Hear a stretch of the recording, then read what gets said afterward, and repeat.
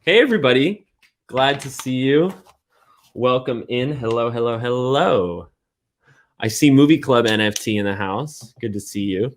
So thank you for being here. It is Monday, January 31st in the VeeDAO Discord, and we're going to be talking with Matthew Lillard, one of the creators behind the Midnite Movie Club. And this is going to be very exciting. I think I'm personally excited because as an actor, I'm a fan of Matthew. I've seen his work, but I also think building a DAO in 2022 is a very difficult task, and I'm excited to see how they came to that conclusion and how they're navigating the challenges, what they're looking forward to. I think it's gonna be good. I see Matthew in the audience. I'm gonna invite him up, and I'm glad that you're all here. I hope you enjoy. Hey, Movie Club. Hey, how you doing? Can you hear me? I can hear you. Yeah, I'm doing well. Awesome. Great to be here. Thanks for having us. Yeah, absolutely. And are you Bill behind the? I'm Bill. Profile? Yeah, okay. I'm Bill. It's me and Matthew. He should be here soon. I think he's hopping in the Discord and probably doing the verify process right now. Yeah, I see him in the audience. I think he just has to accept the invite. Yeah, thank you. Cool. Thank you so much for being here. Yeah, thank you guys for reaching out. I appreciate it. There he is. I'm thrilled. Hey, Matthew, welcome. Hey, what's happening, guys? Can you hear me? Yeah, we sure can. Hell yeah. What's up? Let's go. Let's F and G. LFG. There we go. So, this can be a really more of a conversation than an interview. I think there's a lot to be excited about in your project, and I'll link it for everybody in the voice channels text. If this is your first time at our AMAs, above the stage is the voice channels text. It's where you can chat and ask questions. I think at the end we'll have some time to bring people up for to ask questions themselves.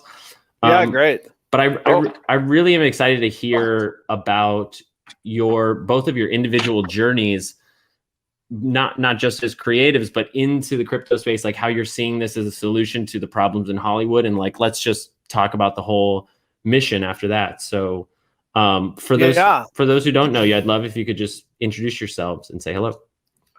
Yeah. So you want to start, partner?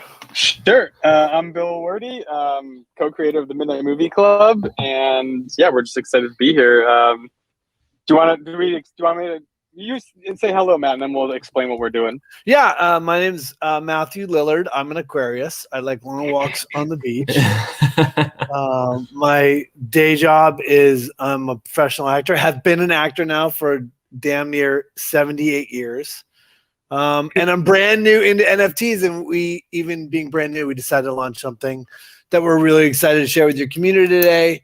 We've been lifting it now since December. And yeah, it's like Bill said very early on as we jumped in, like one day in the NFT space feels like a year. And so I feel like an OG, even though I started in December. But sure go does. ahead, Bill. Why don't you talk a little about the project, and then we'll go from there. Cool. Yeah. So basically, I guess I got into NFTs. Actually, got into them. It was in September, back when I first found SVS was starting. Okay. Got on their whitelist, minted that. So that was kind of my first NFT. Kind of got hooked after that. I heard about them like everybody else, like the March before that when it was kind of exploding, but didn't really get into it because I didn't really understand it. I was like, oh, they're just expensive JPEGs. I was like, I don't understand this. Then I started to dive into it with the Sneaky Vamps, and I saw what they were doing. And yeah, it was interesting just the way that there was more utility to it than I thought. It wasn't just the image that you were buying. Like they were doing a video game, and they were doing this DAO where everyone could vote and stuff. So that sort of got my brain working, in terms of like the filmmaking side of stuff. And I was like, I think we can like find a way to bring the community in. Because the one thing, like, we're looking more to like to change the indie space. We're not looking to change like Hollywood, across the board. Like, and maybe that'll trickle down eventually, but we're focusing on smaller genre movies. And so I started to think, I'm like, I never really got into the Kickstarter things. I just always felt weird asking people for money and then just kind of giving them a t-shirt and a credit and stuff. And I was like, all this stuff with the DAO, like that allows us to let people participate and actually make decisions with like the creative aspects of the movie, like along the way.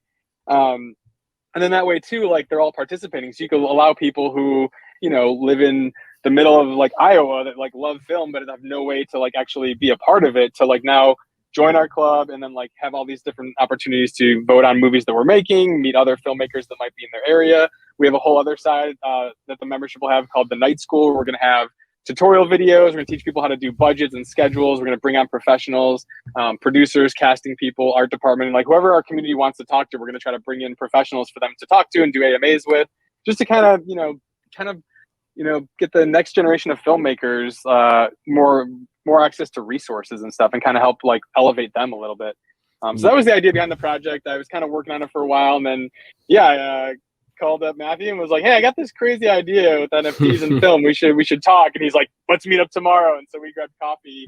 That was in December, and then a couple weeks later, because I was already working on the site and some of the white paper stuff, and a couple weeks later, we just like launched everything and started the Discord, and it's been a roller coaster ever since. And it's been amazing. Like, I'm so glad to see so many other communities that I've admired coming up like throughout the NFT space, like collaborating with us, bringing us on to do their spaces. Like the fact that like out of the gate, the Sneaky Vamps brought us on to come talk, and they're helping us. Like their dev team is going to be doing our smart contract through Latency Labs, which is their company for building smart contracts and doing Web3 development. So they're like, one of the best in the business. I'm very excited to have Woof and Freddie working on that with us. And it's just been really welcoming. And, again, for Matt to come into the space, not really knowing what to expect, I was like, no, everyone's really friendly, really welcoming, and everyone helps each other out. It's not competitive. Every project is trying to help each other out because, when one of us succeeds, we all succeed, because it's really about just getting the space to be more mainstream. It's not about, individual projects necessarily, Absolutely. So that's kind of where we're at. And then here we are with you guys. That's great. No, I'm glad you started there, because one of my questions was like, what other projects like have you been learning from? Which communities have you been a part into? Like, because what you're doing, I think, is exactly what everyone should be doing in whatever scale suits them. Like, get into the technology, actually try and launch something. And I love that you guys are hitting the ground running. But besides SVS, what other projects have you been following, like that sort of brought you up? So I mean, I will say that I think that I think that's the thing that I'm most surprised about. I mean, I was listening to NFT Now, the podcast yesterday, and they were just talking about how the community is so open, and I know that sounds cliche, and I'm sure people are saying it all the time when you get them up here, but the crazy thing is that when you reach out and you ask for help, the world is coming back and sort of giving us help. So Chain Runners, I did a movie called Hackers. That like every day they say hack the planet. So they're like, oh my God, you're doing NFTs. So we got in there and we did a trivia night with them. And on the side, all the devs were like, hey, what bots are you running? Like, what can we do? Like, let us introduce you to people. So that's been an incredible community for us. This is our 4-week anniversary. We started, we dropped like my hey good morning tweet to the NFT space. I don't even know if it's been 4 weeks, because didn't we launch on the 10th? Oh, 3 weeks. It's been 3 weeks. Wow. Like I said, I feel like an old man now. I am an old man. I feel like the NFTs are making me older by the day. So it's our 3-week anniversary, and on the first day we dropped. We got punched in the face. I mean, I don't know what people's experience is if outside of the NFT Twitter space. For me, look, I'm an actor and I have 300,000 followers. I'm like, oh my God, we're going to blow this up. I mean, people are going to freak out about it because we're doing something super cool. And the reality was the backlash was so crazy from the Twitter sort of non-NFT space that it really sort of like rocked us for a second. And if it wasn't for sort of the collaboration with Sneaky Vamps, with Chain Runners, we're doing stuff with Alpha Girls next week. We've got nice. I mean, in the last literally in the last 5 days, we've had like 10 huge projects come to us and say, hey, let's do stuff. Let's host spaces. Let's do another movie night. So great. We're really excited about the momentum that's building, because I think what we're finding is that going into the space, sorry if I'm talking so much, I get excited at these things, but we go into the space and I feel like people are like, oh, like we're both, we've both got our name on it, which is different than a lot of places. Where all the money goes back in the community wallet to make movies. We're super focused on utility. We're super focused on providing for the community. And the response to that sort of approach has been really great. And so we're growing in a really grassroots way. And it's just been awesome. And this is part of that. I mean, we're super humble to be here. We're super grateful for you allowing us to bring it to your community. So thank you for going to reached out to us and put this together, because it's really a great opportunity for us. Yeah, super excited you guys came.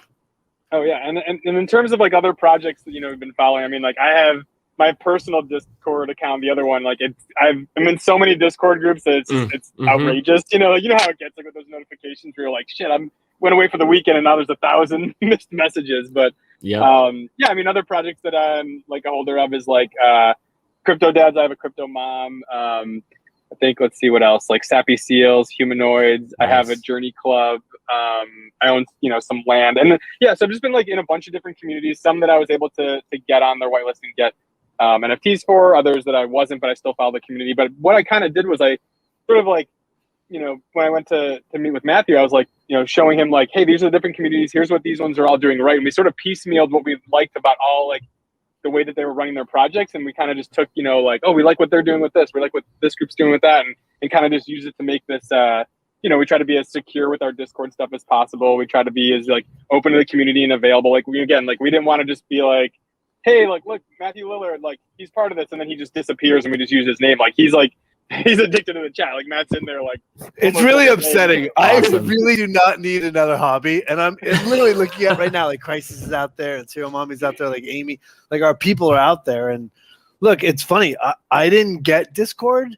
This is not how I operate my life until this came along. And now like I'm checking my Discord all the time. And it feels like you have friends. I'm like, I don't know what these people look like, but I sort of love them. I could vouch that Matt is in there on a daily basis, just chatting with everybody, responding to the most ridiculous things that people are talking about. He's responding to breakfast. What are you doing? How's your day going?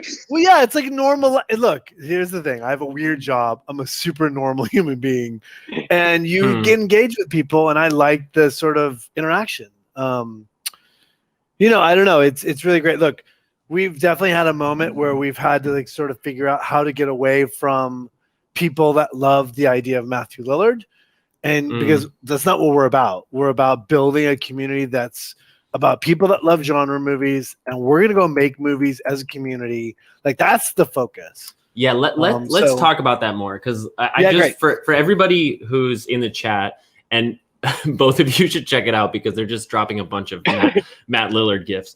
That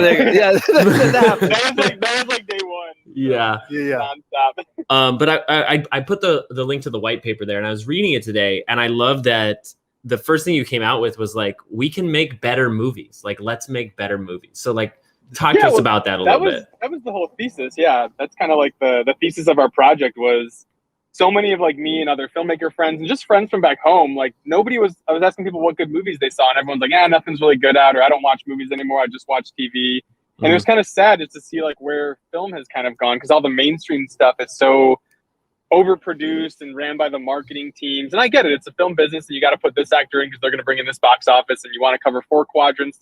4 quadrants is like, all the different age groups from like, kids under 12 to 16, 24. There's like all the different age groups and stuff. So you want to make a movie that appeals to everybody, PG-13, so you're seeing a lot of like reboots and derivative stuff that's on existing IP, that's based off a book or a comic, so it felt like all the original stuff was really getting pushed to the bottom, which is like not what we grew up with. We grew up with like some really bizarre movies that had crazy concepts, and the only people that get to really play in that sandbox anymore are like if you're like a Christopher Nolan, where you're so big, like only he could pitch like an Interstellar or an Inception. Everyone else would be like, no, like Inception, like you're crazy. That movie's not going to work. Like no one would get that movie made. So we're like, let's go back to like making movies that are fun. And all these marketing departments are, like, oh, we know what the audience wants, and we do polls at malls and stuff. And we're like, well, why don't we just actually ask the audience and have them help us make the movie? And then we were cutting out the middleman and just like, making movies with people and stuff that people want to see. And we thought it'd be really fun to give it a try. And we just saw it as an opportunity to kind of create like, use NFTs to create like sort of a Kickstarter on steroids where people can actually participate and not just, donate money and just wait for the movie to come out. Just to jump in there. I mean, the idea, look, it's funny because since I've we put our name on it, we've been answering a lot of questions. Like people coming back to me in my life going, why are you doing this? Why don't you just do Kickstarter? Why don't you just do Patreon? And the idea is like, look, we are new to the space. I mean, we're not just a really expensive NFT, which is great. That's fantastic. I love the collector aspect of it. But what we're trying to do is allow that NFT to provide people access to something different. Yeah. And so anywhere in the world, if you want to be a part of like, hey, you know, we're literally going to take, so we start making movies. Our whole thing is utility. We're going to mint in February and we go into production in March or April, right? So February, March, April, May, probably, yeah. Okay, April, May. So Bill never wants me to lie. Bill's like, whatever you do, only promise what you can do. Yeah, so, hedge a little bit. Hedge a little bit. Yeah. Yeah, and also we'll be in pre-production, and you got to, you know, obviously the COVID stuff's always, you never know where that's going to be because that is a hindrance on productions. But caveat. But like to your point, as soon as possible, right? Yeah. So we're shooting movies. The money goes into the wall, right? Going to pre-production, immediately into like development, all that stuff. And so we start making a movie. The next movie we make, we're going to bring filmmakers in. They're going to pitch their project. They're going to pitch decks. They're going to have pages. You know, we have to go through what that is, what that looks like. But they're going to bring it to our community, and our community is going to pick the movie that they want to make. And we're going to go out and finance and shoot that movie. So, you know, and everything in that. Like, so, like, you know, there's a character in the movie that we're going to shoot February, March, April, May, or June that has like a band shirt in it. This is my favorite example. So there's a band shirt in it that's got to be like sort of a hardcore band shirt. And we're like, hey. It's integral to the plot, too.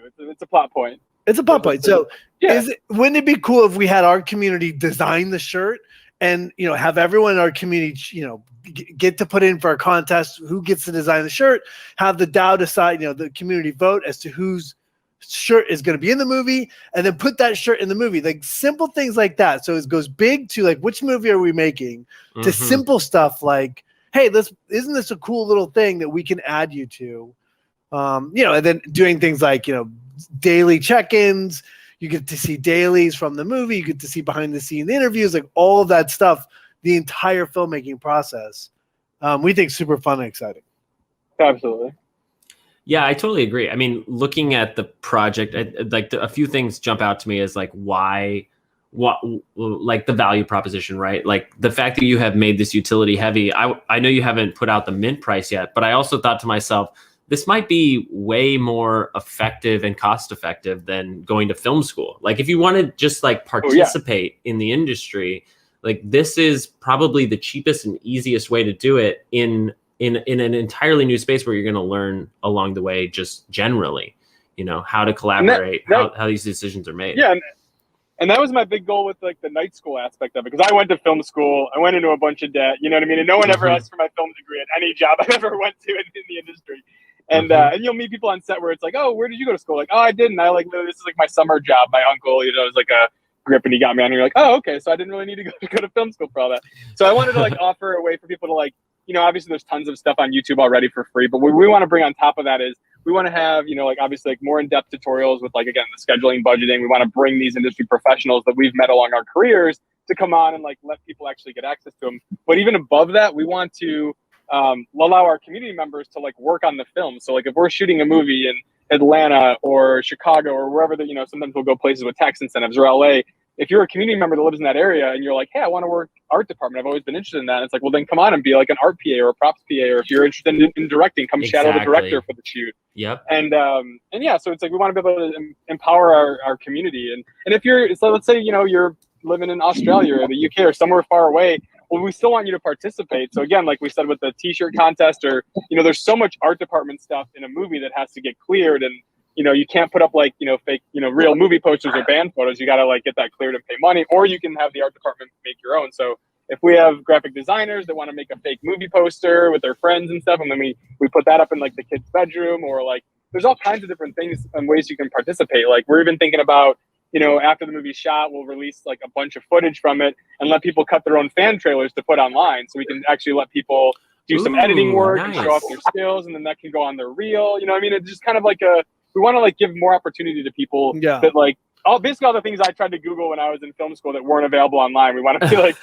let's give those to people, you know, let's teach people how to do that stuff. host film festivals, put writers with directors, directors with actors, sort of build community. Cool. Yeah. Have you guys decided approximately what the mint price is going to be? $7,000. No, it's gonna be, around what? we're looking at around like $400. We just don't know what the way Ethereum's going. We don't want to put an ETH price on it, but yeah, we're looking around probably $400. And we're only minting 5,555. Yeah. Is that because you guys are Gary V fans? Because that's his favorite number. Oh, is it really? No. Like 5 is my lucky number, and then also we just thought it'd be cool because like in movies, you know, the fake phone number is always 555. Yep. Oh, that is pretty cool. That's kind of where we came up with that. So just in full disclosure, we throw Gary V audio podcasts back and forth constantly. Because look, the reality is, on 3 weeks ago when we launched, like 38 people joined our Discord. And when 38 people join your Discord, you're like, oh, and I got punched in the face by the world because NFTs are quote unquote destroying everything. Yeah. That I was like, oh my God. I'm going to get canceled. I mean, right now in Seattle, I didn't tell you this, Bill, but there's an article that came out today in Seattle in The Stranger that said, Matthew Lillard, you're dead to us until all this NFT bullshit, passes over. Oh my gosh. So and my life is like, I have to feed my kids, and that's real life FUD, by the way. That's I feel bad. Yes. Yeah. Shooting in Seattle. We were talking about shooting in Seattle as one of the locations. Yeah. The idea of starting at, I don't know, my point is that, starting at 38 people, I don't know what the hell I was You were saying you throw around Gary V's podcast. podcast. Like 300,000 people come flooding in, and then 38 people came in. It was sort of a reality check. Yes, exactly. So, and I don't know why. I was saying that, but it's it just blindsided us because again, I wasn't really into Twitter before getting into crypto and NFTs and stuff, and again, being in crypto Twitter, it's like everyone's nice and friendly, helping each other out. So we were totally blindsided. I was like, I forgot about this other venomous, toxic side of Twitter that's out there. Yeah, it is. There's two sides to Twitter. It's amazing how there is two sides to Twitter, and I think that actually the crypto NFT side of Twitter, I think, has overtaken the regular Twitter.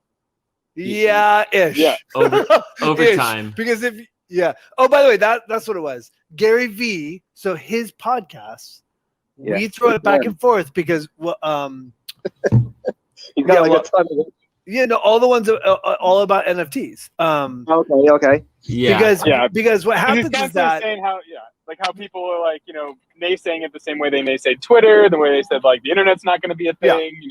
It's just to remind us like, hey, people are just not. These aren't the early adopters that are the audience right now. They will be eventually.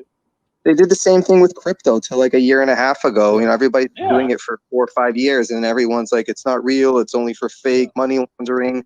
And then here you are, Jimmy Fallon with his ape that he bought with crypto.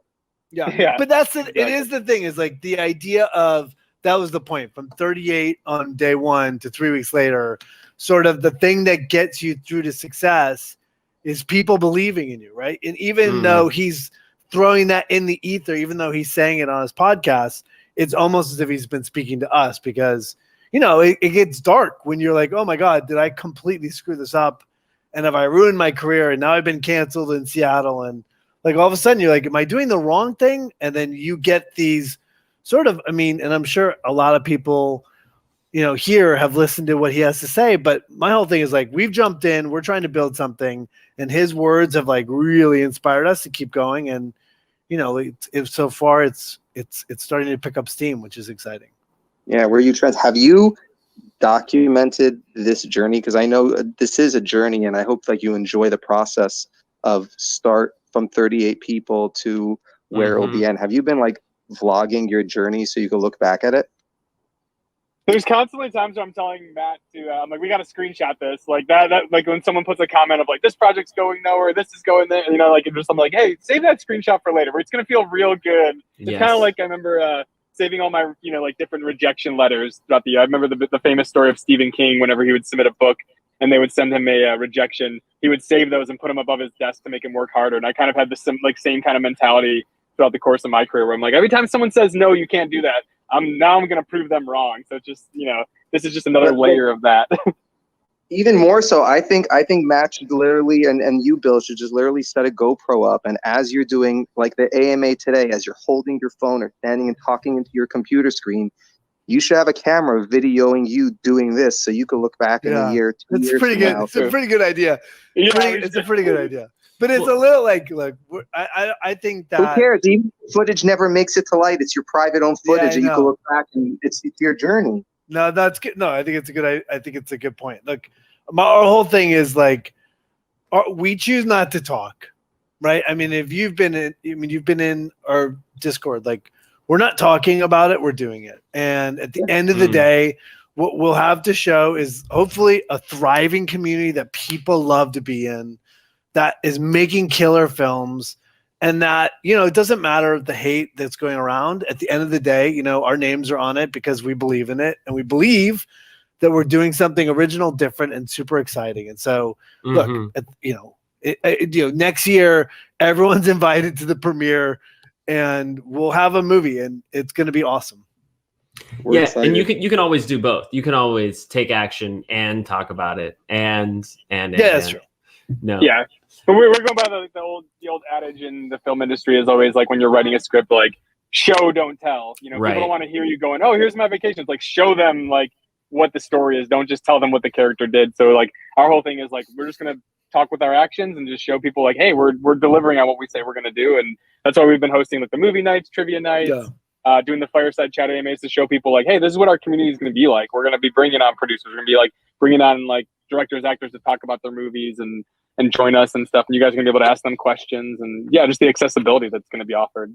Yeah, I want to jump back to that. Like, democratizing the access to the film process is really exciting to me. And obviously, like, we also believe in this running our own DAO. I think it's very cutting edge to implement a DAO into this process.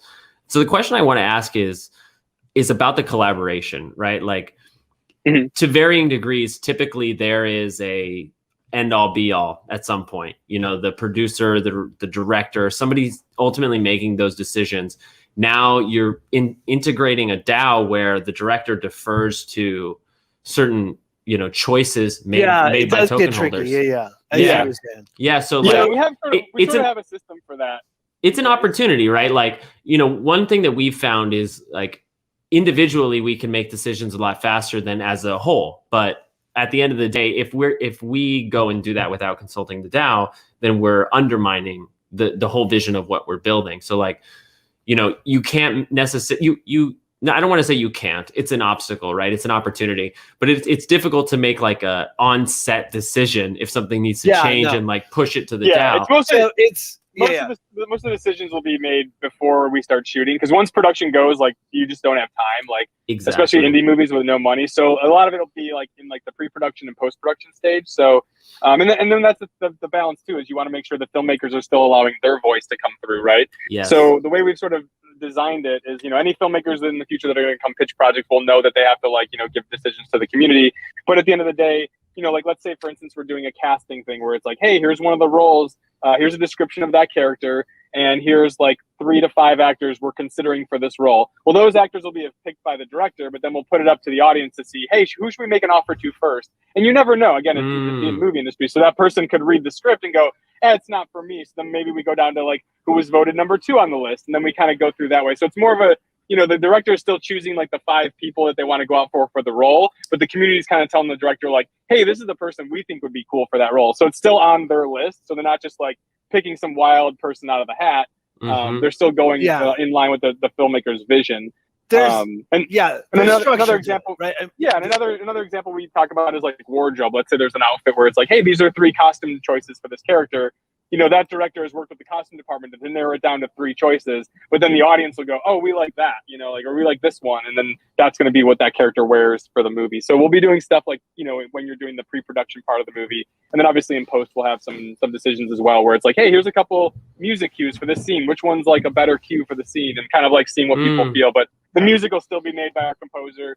The director will still be like guiding them and like, helping with the decisions and stuff. Or if we have a trailer, we might put up like 3 trailers that we're like, hey, these are the cuts we're considering. Which one do you guys think sells the movie the best? Or which movie would you be most likely to see? Yeah, and ultimate success looks like, our community write the script. One of our community members directs the script. Our community scores the movie. I mean, that would be the nirvana of the situation, that we bring together a worldwide collection of filmmakers and people who love film to become part of the creative process. I mean, yes, that's a long way, right? I mean, I'm not saying that's happening in March, April, May, or June, but that's the goal, right? To bring together a community, to build something that then creates together. And absolutely, we just think that's exciting. and when you've got Bill, the way you have it set up and the way you're describing it, to me sounds perfect, because at a specific point you can't have everything being micromanaged, because then the movie will never get made. At a specific point, it's almost, you have to shepherd the sheep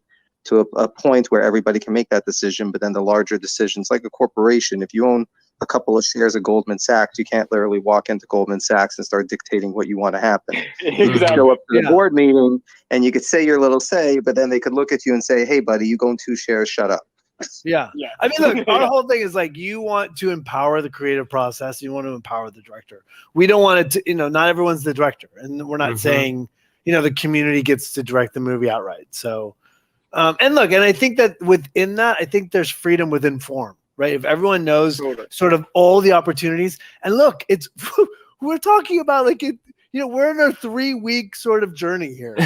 Who knows where it goes when it mints and when we start to go to process? I mean, who knows? But the reality is that our integrity is in place. What we're doing and who we are as people is in place. And I think it's going to go, we're leaning way back into community. We're way back into creating opportunities for them.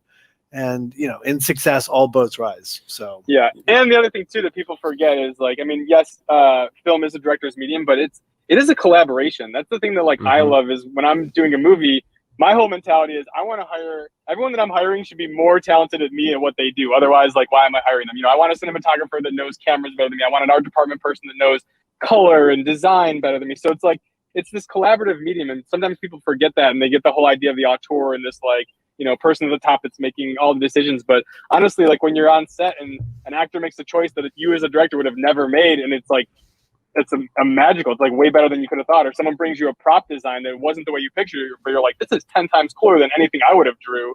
And so it's just you got to remember that it's a collaboration through and through. I mean, there's so many people that make a movie. It's not just one person behind the camera calling action that puts the film together. Yeah. Yeah, so absolutely. Bill, I want to ask a follow-up question, if possible. So I'm actually also an OG day one mint of SVS, just nice. FYI. Yeah. Yeah, and by the way, we have a lot of vamps out there, and I just want to call out real quick that our community manager and our 2 mods all come from the vamp community, and they have been. So it's Baloo and OG and Crisis. The 3 of them have everything we are as a community has been built on those 3 people. So I just have to. I see them out there. It's impossible not to shout them out. Shout out. One of your managers is on our team also. Mars is on our team also. Oh yeah. We've been talking about Mars as well. So my main question is, have you guys thought about staking your tokens and creating tokens, so then that way, I mean, obviously going around not doing the route of creating a security with the SEC, but actually creating a token for rewards that because as you guys create tokens, you can get liquidity, and that liquidity has value to creating a project. Because if you're going to charge $400 times 55, your budget's going to be X to make a movie, and you don't want to be in a position where I guess you run out of funds for making that movie. So I'm wondering if you thought of that as an opportunity or an option to be able to benefit and gain more funding. Yeah, I was thinking I've still got to figure out more of the tokenomics of it, but I was considering that. It wasn't something we wanted to come out with out of the gate, because again, before I talked to any major devs, I was just kind of going within my wheelhouse of what I understood that I could do and we could pull off. But yeah, I always thought of it'd be interesting if we could do a staking mechanism where we have a token, maybe it's called I sort of I was we'll call it stubs or something, ticket stubs, and then you could earn stubs and trade those in for things let's say we wanted to do tickets to the premiere, things that you can basically exchange them for, that have no monetary value, but within the community, to be, things that you can use for certain things. But yeah, we got to just figure out again, after talking to an attorney, to again, stay away from the SEC stuff and all that. But yeah, we always sort of saw that if we needed to, then we're doing lower budget movies. So this first mint will get us 2, hopefully 3 movies. plus all like I don't know if you've looked at the waterfall in the white paper. So the profits from the movie will go back into the community wallet to fund future movies. Yeah. But then we also have like, we don't want to be a closed community of only 5,000 people. And, usually there's a lot of people that hold multiples. So you're never like, you want to get as close to like the full supply as possible. But down the road, you want to open it up like the way that the vamps are adding like the female vamps. And now they're doing a supply that's like over 10,000. So they're going to bring in a bunch more members. So we'll do, if we get to that point, we can always do another mint where we're expanding the community, but then also expanding the community wallet so that we can either decide, hey, do you guys want to make more movies? Or do we want to make movies with a higher budget? Like, you want to stay doing like more smaller budget movies, or should we try to like kick it up a notch and like maybe, go for a little bit bigger names and bigger production design and all that stuff. So yeah. And Ethereum's going to the moon any day now. Like it's time for it to go all the way, and let's effing go. And let's go to the moon. I love that, by the way. He's such you can tell you're so much into this space that you're literally like to the moon. I love it. Let's go. We turn that into a meme. We need that a meme. He went from like he's like, all right, like tell me, he's like, I know a little bit about NFTs, teach me to like full degen. So yeah. Well, yeah. I have crypto, so I have like to the moon for the crypto space. So. But yeah, you guys, I mean, we would love, are we giving away whitelist space spots? Are we doing I asked for our community, and if you guys are able to, I'm sure our community would love that. Yeah, I think the way that we've been doing it with like the vamps and everybody else is like, if your community just hops over to our Discord and drops their VeeDAO NFT in the chat, and then we told them we're going to drop a blueberry. We'll just drop a blueberry in there. Okay, cool. Yeah, drop a blueberry in there, and then our mods will add the whitelist role. So we're just don't doing do it now because the mods are here. Yeah. Wait till this is over. Yeah, wait till we're done. Congratulations, OG. I heard OG joined your team, and I think he's in here somewhere, right? Yeah, he's there. Yeah. He should be sleeping. I told him to go to sleep. He's been up for 30 hours. But the kid's a machine. Oh, he's man. A machine. But hey, do we want to ask, does your community want to ask questions? Yeah, absolutely. I asked in the chat, and people are nervous because you have the celebrity power. Don't be nervous. Don't be nervous. Oh, please. There's nothing to be nervous. I promise you. No, absolutely. Yeah, I'm going to bring up. We already have someone. Hold on, I'm bringing them Okay. up. Cool. Yeah, and while we wait, we can do the POAP as well. Have you guys started using POAPs for any of your movie nights or anything? Are you familiar with POAP? Yeah, we have been doing them. It's always been like a little rocky, like dealing with the POAP people, like because we've been trying to get like a website to make it easier. But then the first one we did, they sent us like a text file of all the codes, and I'm like, I can't give all these codes out individually, and so we're still trying to figure it out to make, because I want to keep doing it for all of our events. But yeah, we have a great system. If you want to know, we have a great system. Yeah. We don't use codes. We make everybody drop, because when you do codes and then everyone starts sharing the codes like wildfire, and then the people who are there don't get them and you run out of them.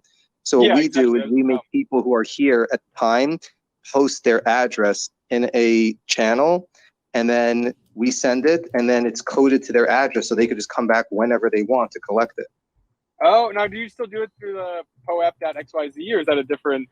Yeah, poap.xyz, you can create a delivery. So instead of getting the codes, you just provide all of the address. It's basically a whitelist for the POAP. So by putting your wallet address in the channel, which it's open, everybody. I just linked it. It's the request POAP channel at the top of the server. Then I send all those addresses to POAP, and they send me back a website where if you put in your wallet address, you can claim the POAP. Otherwise, you're not allowed to. That's hot. Okay. Oh, that's great. I gotta do that, because we did the second one. We did the secret word. And I was trying to but it leaks so fast. Yeah. You get leaked out, and then everybody. Yeah, and people are collecting you'll connect with us after the AMA, and we'll walk you through it. Yeah, we'll be happy to help. Awesome. Let's say hello to Canope. Hey, Canope. What's up, Canope? Hey, Konop. Konop. Matthew, a big fan of Beetle and Grimm's as well. Oh, dude, I heart your face. Thank you for saying that. I appreciate it. No worries. I'm working on like NFT related to like Dungeons and Dragons and RPGs, and there's so much like outright hatred of NFTs in that community. I was wondering if you had any thoughts on that, how I might combat that as I'm trying to make like Dungeons and Dragons NFT. Yeah, you'll. I mean, Bill can attest to the fact. I'll tell you that. Yeah, Bill can attest to the fact. I mean, I just think, look, here's my suggestion, and this is, look, at some point, So I run a company called VeeDAO and Grimm's. We create high-end boxed editions for Dungeons and Dragons, Critical Role, Pathfinder. It's 5 best friends. We were having a midlife crisis when we started this company 3 years ago, and it's taking off and doing great. And it's awesome. And it's a bunch of, it's like my best friend left his career this weekend. We had a retreat. He left his career to work full-time for the company. And he's the second one to leave his career to work full-time doing what he loves. And it's really awesome. So the second time I posted, I got an honorary from the Vamps, and I posted it on my Twitter because I was super proud. And it was my first NFT, and I was really excited. And the amount of vitriol I got back, I eventually, like, one of my partners called and said, dude, you've got to take this off. And I'm like, that's fine, it's fine. And then my manager, my acting manager called me and was like, dude, what is going on? And so I finally took it down. And so, I didn't tweet about this Spaces because I can't jeopardize my livelihood. I put my name on this because I believe in it, but at the same time, I can't be the one to cut through all the misinformation and hate out there. So my suggestion for you is, I would just stay docs. Docs is not the right word. Docs is when they see you, right? You stay anonymous and create something within the community, and and continue to build and provide, so that at the end of the day, you're like, hey, look what I did, and and let your work do the talking, because I just think it's really hard. It's really hard. And then focus on the NFT space, because look, we have a bunch of people in the space today, and I think that they're supporters. I think there are tens of thousands, there's millions of people out there buying NFTs, and you just have to find those people and stay away from, you hit the people that are doing D&D and NFTs at the same time. But, it's funny because there's so much like crossover. Like, I don't know if you know Loot, or like there's lots of like RPG. Yeah, exactly. I was just gonna say, like, all the loot, like the treasure, and there's so many like the wizards. Like, there's a lot of ones that are starting with like basically the video game NFT versions of D&D. So there's a community out there that's like looking for that stuff. So I think focusing on bringing those people in, it should be like step one, and then slowly more and more people will trickle in from there, because then those people will be in other communities. Collabs to begin with, until the heat dies down on us. Exactly. Thank you very much. Yeah, you're welcome. Thank you, man. Yeah, I see OG. What's up, OG? Yeah, please say hello. OG? OG, you're still muted. You're muted, my friend. He fell asleep. I love that. Blame him. I love that vamp though. Looks great. Oh, it's so sexy. Oh, well, why we wait for him? Does somebody else want to go? Yeah, I've actually got a follow-up for you, Matt. So like, great. I totally empathize and agree. Like, because you already have a platform, you can't take on the burden of like convincing the world of it. It is a waste of time to convince, right? Like, I love the advice you just gave, which is like, show with your actions and let it play out. Right. But I wonder for you, and maybe sort of speculating on the public, like, what was the thing that made NFTs, like, quote unquote, make sense? Like, great question. Like, for me, I believe in crypto, so I've been holding crypto for a year now, a little over a year. And look, when I woke up, I had a dream. And somebody mentioned crypto to me, and I woke up the next day. I'm like, oh my God, I had this crazy, super vivid dream about crypto. And then I started to dig into it and tried to understand it in a deeper level and understand the purpose and why and the potential for, world-changing technology. And, so I was like, so I jumped in. And so the more I started to jump in, the more I started to appreciate blockchain and the future. And, when Bill and NFTs, look, I didn't get it. I didn't get NFTs at all. Everything I read about NFTs was like a collector's piece. And I'm like, I'm not really a collector. And when you're talking about Bored Apes and like, I'm like, oh my gosh, it's so much money. And I didn't understand the power. And honestly, it wasn't until Bill came to me and said, that is one aspect of NFTs. And then there's this aspect of utility. And it was in the idea of like, all pretty much, most of the money that we make goes back in the wallet. The utility is super clear as to what we're doing. And it made sense to me, right? The idea of like, can we make cool movies and can we do it as a community? So that's what really jumped me in. And since then, I've been trying to educate myself as much as possible so that I get on these spaces and don't say things like I don't use the word doxed in the wrong way. Sure. Yeah. It's a rabbit hole. Like as soon as you dip your toe in the water, you're submerged. You just go down. Yeah, and it's been really enticing. I mean, Mm-hmm. I find there's a thing in meditation called following your charm, and so I'm following what's turning me on right now in this space, and the more I fall into it, the more I'm finding community, the more I'm finding fellowship. I mean, the same reason that people go to the theater, the same reason I have people coming over tonight to read a screenplay in my house. We're doing that to hear the words, but we're also doing it to hang out and be in fellowship. And I think that that's in a real way. I mean, that's what we're trying to create in our Discord, right? You're trying to create people that like hanging with other people, and that's super satisfying.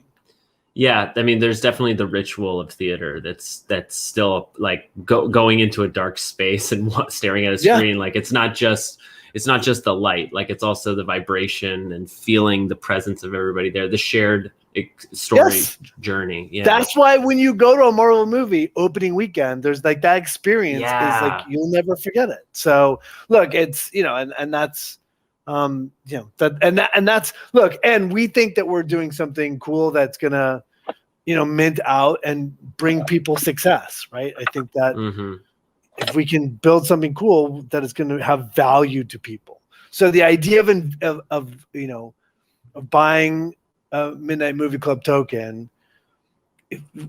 has value to our community, has value to be a part of the community, and then you'll be able to, if you want to get out, to turn it and make a profit because we're going to build something different, Yeah, and I don't know. I mean, it's both sides. Like we're trying to do the business side, and we're trying to make it valuable for people that join us on the journey. Well, yeah, and you're also going to be the first of a thing, right? You're going to be the first decentralized movie studio. And I was thinking earlier, you have the benefit of time, like all of these things that you were talking about, like whether the community chooses the actor or chooses the casting director, or a little bit of both, the costumes, the Easter eggs, like that's always going to be a conversation because you don't know what's going to happen next, and you have to react like to the moment. You have to follow the charm, as it were. It's funny. Sense. It's it's exhilarating and scary at the same time. I think I said to OG today on a DM, I'm like, what are we going to make it? Do you think we're doing the right thing? I mean, there's so much, there's insecurity, I mean, we're kicking ass, and everyone in Hollywood and everyone in the world wants to say, oh, we're going to ape into this. It's going to be amazing. And still at the same time, I mean, it's exhausting. We're building, but there's that sense of insecurity. And you just want to make sure that you're doing everything right and building the best possible way and build it with integrity and try to just make something, I don't know, make something cool that people like. Yeah. And there's those moments of like, oh gosh, are we doing it right? Right, Bill? Is that crazy? Yeah, no, totally. Because I mean, again, you got to remember, like being in the film industry, we are so like just inundated with rejection at every step of the way. Like, Matt, how many auditions have you gone on versus how many roles you've got? Like, how many times have I got a movie that's gotten really close and then like you worked on it for like a year and a half and then at the last minute like, oh, this investor decided to like pull their funding and they're doing, it's like you're just it's like rejection. So you're always like expecting failure, and then when something happens, so you're just sort of like anticipating that. But again, the NFT space is very different, so it's just kind of like recalibrating, Yeah. Let's say hello. So I gotta come in and say we are gonna make it. We are gonna make it. 1,000% faith in this project and this community. Yeah. OG, you are my spirit. You are my spirit animal. You are my spirit animal. Oh, all day, bro, all day. I'm just following you around, hyping you up. Why do you like OG? Why do you believe in it so much? A lot of NFTs are just like what you say. It's just a picture, or it's just hype. This is a real project, actually doing real things in real life. We're doing real things in the metaverse. We're bringing people together. We're doing things in the movie industry that nobody has ever done before. Pioneers. We're pioneers. And it's huge. It's huge. This is enormous. I'm not, I'm a pretty smart man. I've been doing this stuff for, you know, a little while. And when I see something like this, with these two guys attached, you jump on it as fast as you can. See, that's why he's my spirit animal. Absolutely. And we Let's all go. need that person to give us perspective when we're like in the mud to like remind us what we're building. Yeah. Well, saying the same thing about Gary Vee, right? That's his words are like, dude, when you're in the mud and you're fighting through and it speaks to you, it's really powerful. I want to throw to Arachno. Welcome to the stage, my friend. Hello. Hey. It's me, Lillard 0. Nice. Again, it's me. I'm back. Okay. So yeah, OG was speaking facts. Do not be sad. It's me again preaching. You are gonna make it. Anyways, I really liked when you talked about the art department stuff. I don't have a specific question, but maybe you can talk about it some more because I'm curious about it. If you have anything else. Yeah. Well, yeah, the art department. So everyone, I don't know, people may not know. Thank you for saying that, Lillard 0. Look, the art department is responsible for making the look of the movie, right? They sort of design aspects of, like, if you were going to walk into a dentist's office, like they designed that dentist's office. So, you know, the whole thing of like, can you pull elements from their community to make these spaces feel individual and specific? And they're the ones that sort of make the feel. I mean, if you think of a movie like, you know, Dune, the art department is creating every single element of that look and feel of the movie. So, look, we're going to create opportunities in every department if that's what people are turned on by. And if they're qualified, you know, that's our goal. Our goal is to hire our people. So, but thanks for your question. Yes, thank you. Yeah, you're welcome. Awesome. Love See it. you, cheese match. I want to let everybody know, and for you two as well, or Bill and Matt, like, please grab your Ethereum address and drop it in the POAP channel. So, or if it's easier, is it the POAP request or? Yeah, POAP request. Yeah. Okay, cool. Yep. Just put your address there, and then we'll send you the link in a couple days when we get the codes back. Thank you. I see we got a couple people requesting up. That's awesome. So if you're new to this POAP process, you have to drop your full alphanumeric wallet address in the request POAP channel. It's linked in the voice channels text, or you can find it at the top of the channel list, and then come back in a few days and the link will be available for you to claim it. Bill, do you want me to send over to Matt? I have an actual sheet with keywords for the space. You know, it's like an urban dictionary, but for Web3. Because I was so proud when Matt used the word aped in, and I knew you can use it properly. As he said it, you heard in his tone, he's like, I hope I'm using this right. I hope I'm using this right. Yeah, I'm doing great. You're doing great.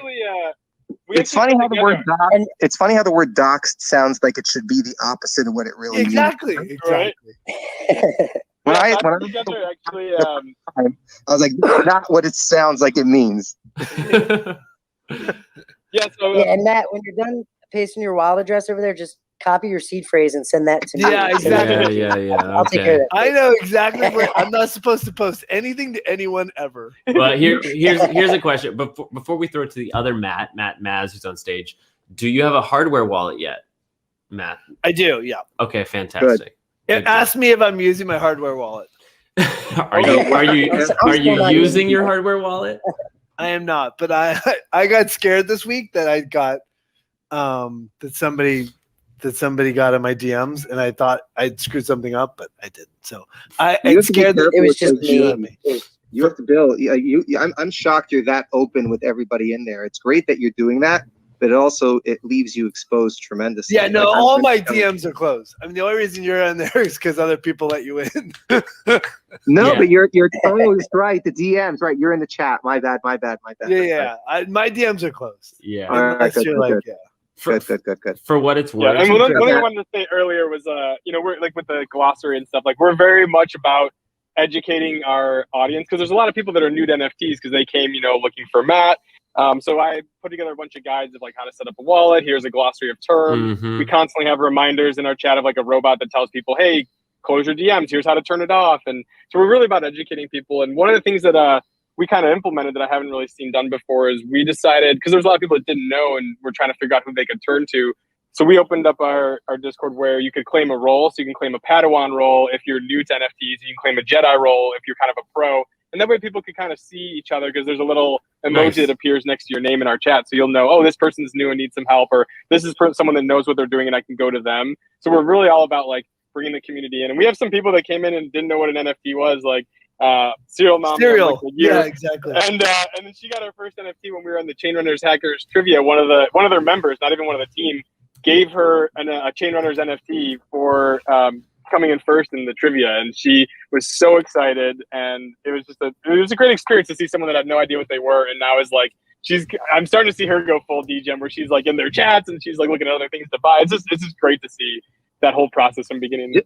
Just so you guys also know for first, we're one of the only ones that we have our own dedicated mental health category with dedicated mods and professionals that only deal with mental health. With our own our mental health support bot that gives private one-on-one sessions. No, that's awesome. Oh, that's fantastic. Yeah, that's amazing. Yeah, and it's worth. It's real people. We have a real dedicated mod that does not mod anywhere other than that mental health channel, and a professional medical professional that also assists with that as well. Yeah, the bot isn't a bot. It's just a support ticket bot, but it's just a support ticket for mental health. Oh, so you want that person. Yeah, I so thought the bot was giving you advice. What's that? Yeah, it's like a I crystal thought the bot was doing like no. Problems. No, because we have that channel where people can post whatever they want openly. But if you don't want anyone to know what's going on in your life, you could do it privately. That only that mod will see, so you could have a one-on-one. That's awesome. I mean, with VeeDAO and Grims, we work with a couple organizations, and we're putting together a mental health talk with Alpha Girls next week, actually. Oh, awesome. And doing like a big, stages moment. And talking all about mental health in gaming and in in the whole space. So I actually minted the number 9 of Alpha Girls, the 9 rarity. That's awesome. Nice. I sold it like a week into it because I thought that project was not going to get minted out because it was staled out after like a week or two. Oh, it did? Oh, that's funny. Yeah. But I read.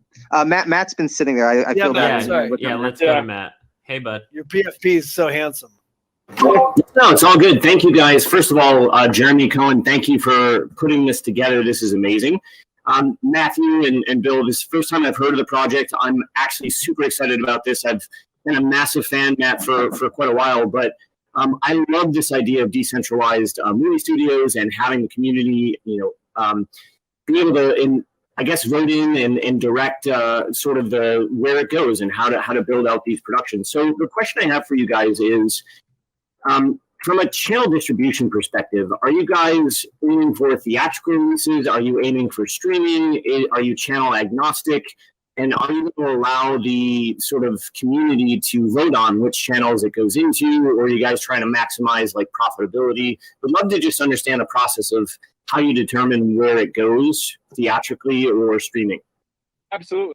So our goal is, we kind of have to wait until after Mint to really start approaching people. Like we've talked with Matt's publicist, and we want to go out and try to get, articles written in the trades and stuff, but, they kind of want to wait till there's a story.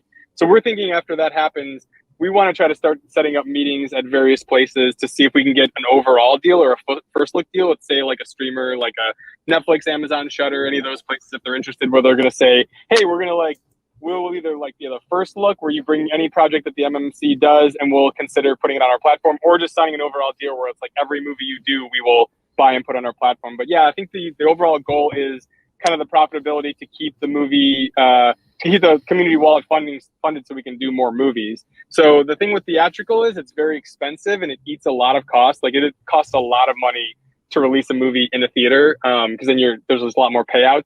So, but I think it's going to be more of a project-to-project thing. Like what we're always talking about is we're hoping we're going to have a movie that'll be like the next It Follows that we can go theatrical with. But if some movies are more profitable because the deal that we can get on a streaming service that really wants the movie, we'll get immediately money going back from the community wallet to finance the next couple of films. Like obviously we're going to take the sure thing versus taking a chance with theatrical. But again, I think it's going to be kind of a as we go sort of thing. Matt, unless you have like a different. Yeah, no, I think forgetting anything. I think it all depends, right? If you make the next Saw, God knows where it goes.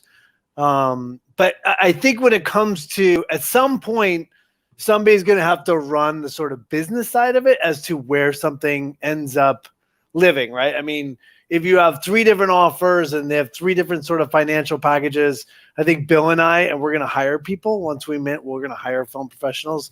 That is our goal. But collectively, we'll have to decide where the movie goes so that it can be the most beneficial for the community. Does that make sense? Yeah, it absolutely does. Does that also include like the festival circuit, if that is the route that you guys choose as the best route for the movie? Yeah, for sure. For sure. It just depends, right? So if we look, the best case, if I had to draw, like if I had to say, this is my best case scenario, this would be awesome, is that if we got a deal at like a Netflix and said, all right, you guys go make a movie, we're going to hang your banner, like we're going to be a Midnite Movie Club sort of series of films on Netflix, so that our community, and we start to build like a niche following, that would be awesome, right? Because then you're building content, it's landing somewhere, you have a revenue stream coming through. That would be perfect. So if that doesn't happen, right, say we can't develop that relationship, then we'll go play, we'll play festivals, right? We'll get out there, we'll get in front of distributors, we'll get in front of the world so that they can see the movies. And that's, a lot of times that's how movies get bought, right? So movies are constantly bought at Slam Dance. They're constantly bought at film festivals like Sundance. So, if we don't sell right out the box to a streamer or to a studio that wants to pick up the movie, then we'll go that more traditional festival route. But once the movie's done, our community will be able to see it. It's not going to be dependent on where it ends up eventually. Like we want at the end of production to share with the community the movie that we collectively made. So that's not going to be prohibitive in any way. Yeah, at the end of the day, the focus is always, what best benefits the community to keep us making movies and kind of keep allowing us to bring on new filmmakers with new projects and the longevity, of the community. I absolutely love it. Thank you so much. I appreciate it. I'm looking forward to aping into your project once the mint gets announced and the mint price and all of that stuff. So thank you both for doing this. I'm so excited. Jeremy. Drop your blueberry in so you can get whitelisted. That's what we'd love to hear. Yeah, we're excited to have you. Thank you for your question. I like it when people are like ready to ape in. Like they listen to us like, I'm in, I want in. Oh, yeah. That's my favorite. Our biggest thing right now is just getting the word out there and getting people to read our white papers. Because I feel like we have some pretty dope white papers, I'm not going to lie. I just want to get them out there, get eyeballs on it, and show people what we're doing. That's the thing that, everyone has to understand, like, our goal of being here today is to introduce you to what we're doing, to speak about, what we're trying to create. But the reality is that our ask, if you had to ask us what our ask is that if we are speaking truth to you, that you you're into it, if you are turned on by what we're saying, like, just tell people, because that's what we need. We need to open other communities. We need to get in to do other AMAs. Like, the more we can connect with the community, the more people speak about us, the more traction we get and the better chance we have of really building something epic. So that's and go to our Twitter and follow us and blow up all of our tweets for us. That helps a lot too. Absolutely. Yeah, I'll grab your Twitter right now. Have you guys thought about what you're going to do for your actual image? Because since you're doing a utility project, the art doesn't really matter as much as a lot of the projects that need to do art. Have you put thought into what you're going to do? Or like, I was actually wondering if you guys actually maybe turn it into like a mini video or a mini movie with Matt doing something inside there as people's tokens. Have you guys put thought into that? Tokens are like, you can kind of see mine and Matt's profile pics. We have our little popcorn mascot token. Oh, That's what we're doing. I love it. Yeah. Yeah, so those are gonna be like homages to all kinds of different genre movies, and what's gonna be really cool is we're working on, I haven't really seen this done much in the space, maybe in Top Shot and stuff, but we wanna, some of the movies that we have homages to, we're gonna try to see if we can get the celebrities that portrayed those characters to autograph like our one of ones. So there'll be like obviously a Matthew Lillard one of one Scream one that's autographed, and we're not gonna say who we're getting yet because we don't want to make any promises, but we're talking to some people to try to do that.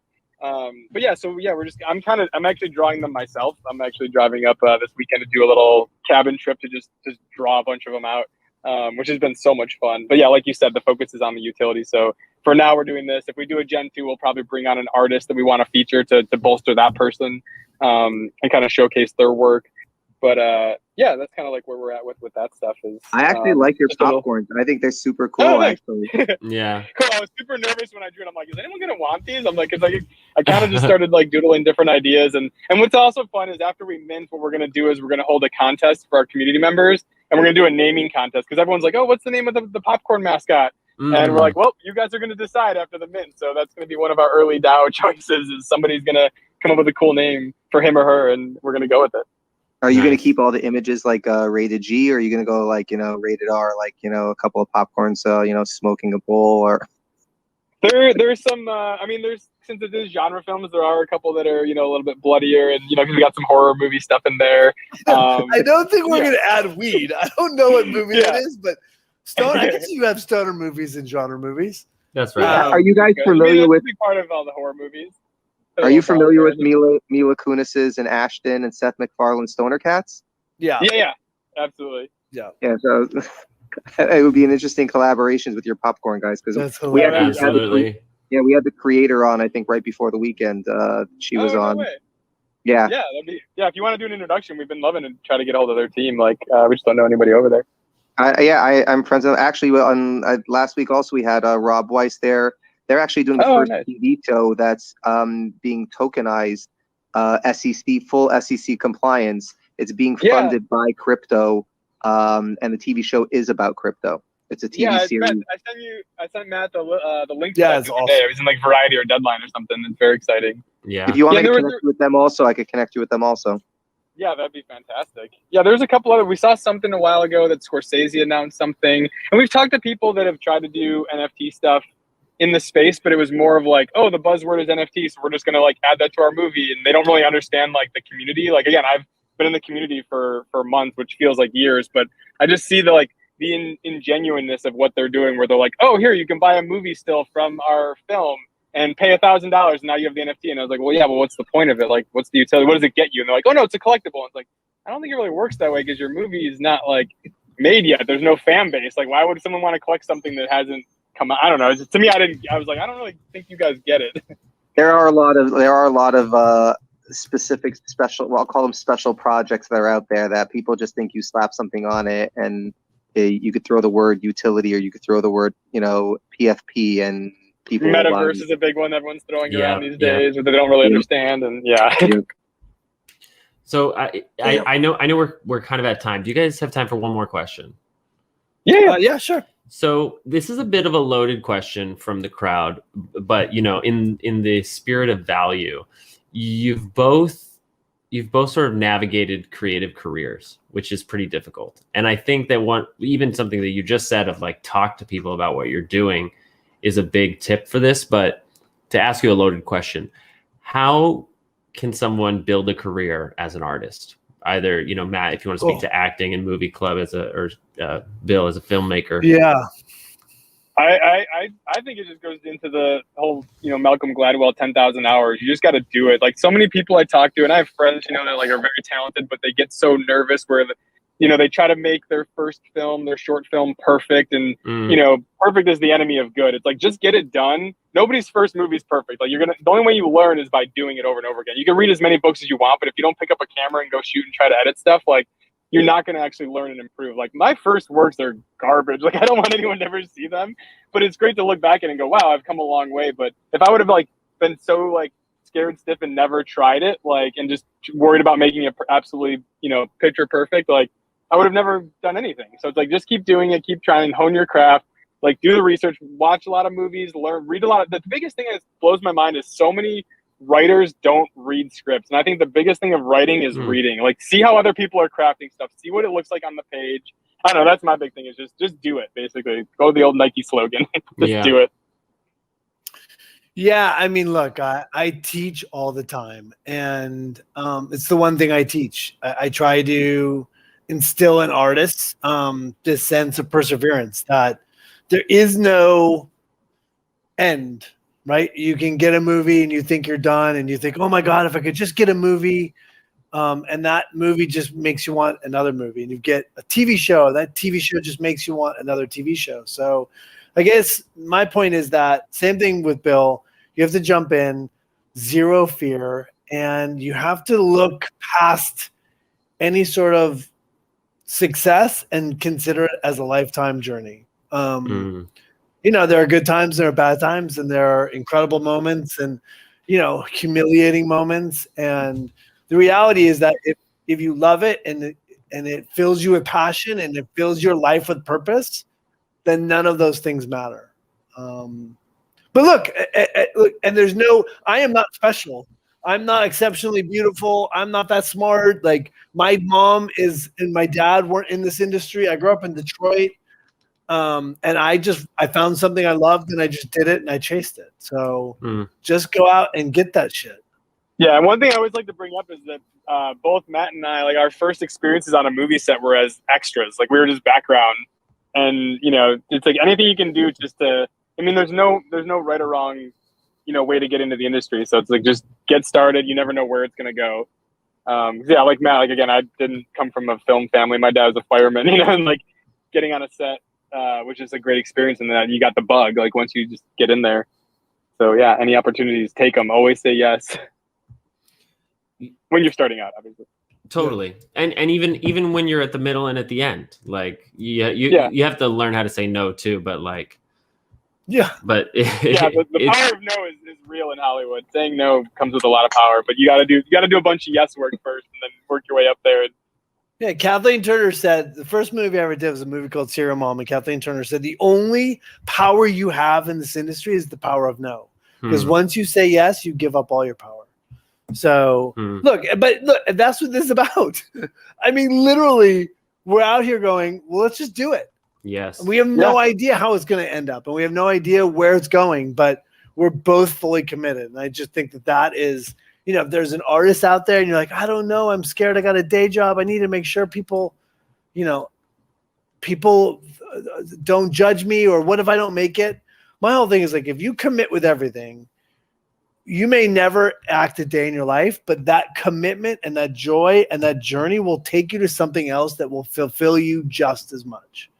So like, just full commitment is the way the universe sees that you're serious and will support you. So yeah, I also did the same thing, just diving in, and I purposefully never gave myself a safety net. Like a lot of my friends, like, oh, you're going to film school. What else are you studying just in case? And I was like, there is no just in case. Like I have to do this, or I don't know what I'm gonna do. And I've seen a lot of friends that would have like their backup plan, and then like once things didn't work out right away, they would just fall back to that. And the thing is, again, it's a marathon, not a sprint. So you just kind of gotta be in it for the long haul, and you can't expect things to happen overnight.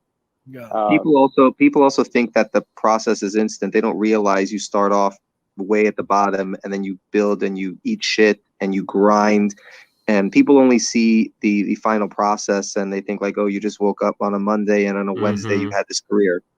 Yeah, there's a famous kind of saying in Hollywood where it's like, oh yeah, he was an overnight success. It only took 10 years, you know, kind of thing, where it's just like people only see that part of it. They don't see this person grinding for 10 plus years, and they get that role that breaks them out, and they go, oh, this person came out of nowhere. It's like, no, that person was working their ass off behind the scenes.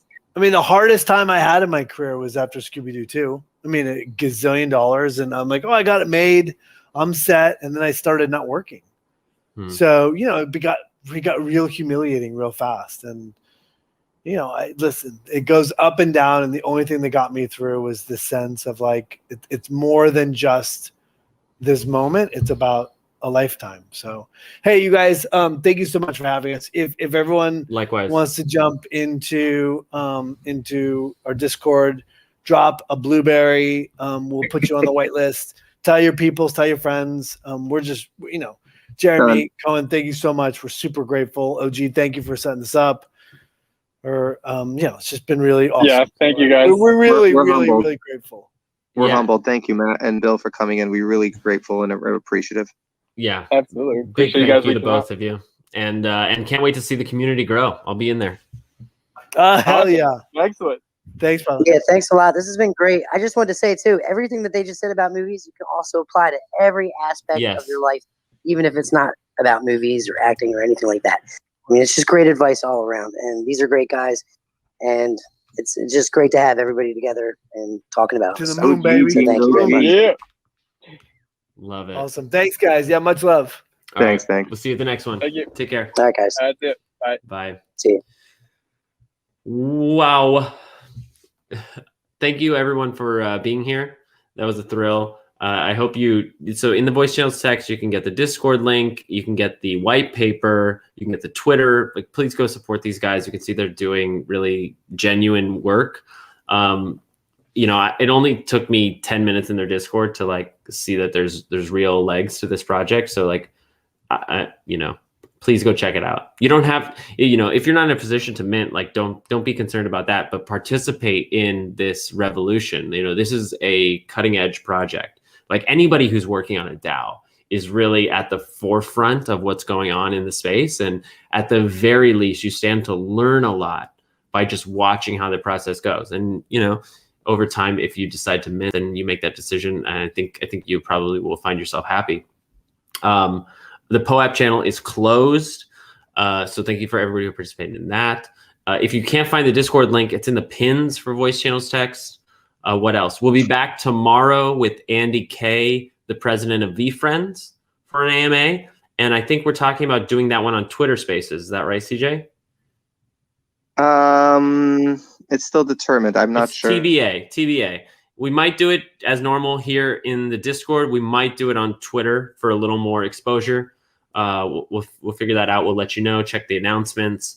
Otherwise, big thank you to OG, to all of you for being here, to Matt, to Bill, and we will see you tomorrow. Anything else you want to add, CJ? No, I think we're good. We're grateful. We're appreciative. Everybody jump into that Discord, take a big fat picture of a blueberry and just drop it in there, and you guys will get whitelisted. I think this is one of those projects. This is not a project that you're going for an ROI to flip or get money on your project. This is a project to be part of an experience of something. Look back in 2, 3, 4, 5, 10 years from now and say, wow, I was part of that first studio that did this.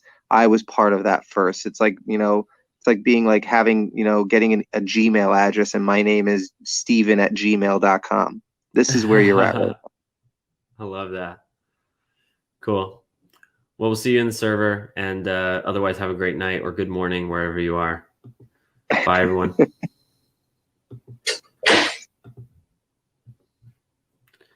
Fun times. Good fucking fun times. Thank you so much for tuning in. My gratitude to you. I hope you enjoyed that. A lot of fun. I wanted to get that question in about making it as an artist at the end. There's no one size fits all. And I don't know. I think it's easy to forget that, like, we really have a great opportunity here. So like, whatever your creative art form is, your outlet, your expression, your niche, the thing that you're interested in, like, get after it, go for it. I think you can really make something of it. And I'm wishing you the best. So, this was an AMA with Bill Werde and Matthew Lillard, the creators of the Midnite Movie Club NFT. And I'm Jeremy, the Hard Trooper number 7. I'll see you tomorrow. Thank you so much. Peace.